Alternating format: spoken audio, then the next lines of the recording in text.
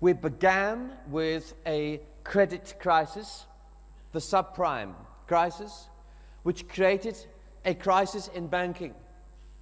As the banks were rescued, after 3 years, it has created a crisis in government.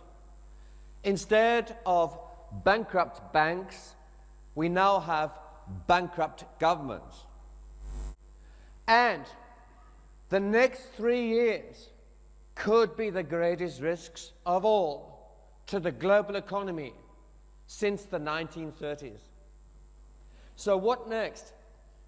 Of course, to allow a bankrupt country to go bust, we then need to go back to our bankrupt banks and provide extra strength for them so they can survive. So we go from bankrupt banks, bankrupt countries. Now we have to protect the banks some more, allow a country like Greece to go bust, perhaps to leave the euro, perhaps not. But to go bust, yes. To default on debt, yes. All we are doing at the moment is giving large amounts of money to Greece to pay its interest back to European banks. So why don't we just pay the European banks direct and let Greece go bust? These are huge questions. They are complex. But at the same time, as we have questions about the survival of the European Union, we need to look at what is happening outside the Eurozone. In my country, the government has made a decision to do what it can only do now. Now there is very little left. Very few opportunities to rescue the UK economy are left, except one, which is to print money. So much money that the UK government will soon own 33% of its own debt. How?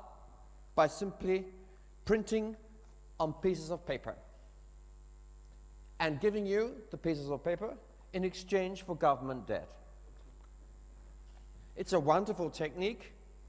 It costs nothing, only paper and ink.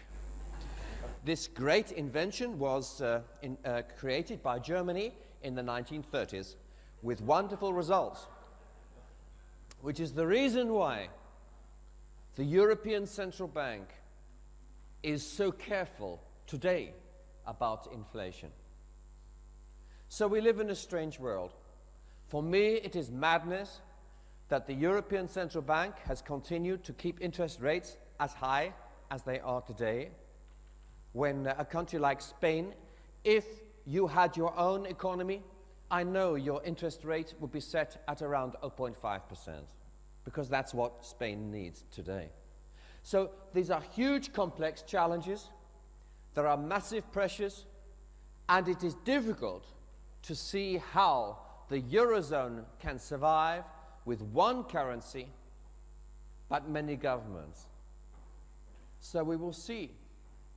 Because, as we will see in a moment, the future will not be driven by economics, nor by innovation. There is one word which will drive the future, which will predict how this big conversation ends, and we will come to that. But in the meantime, there is another trend to do with oil prices, and how far they go, and this has been an additional pressure on our world at a difficult time, and the oil prices, of course, are related to another question, which is the number of people alive today, where they are, and how they live.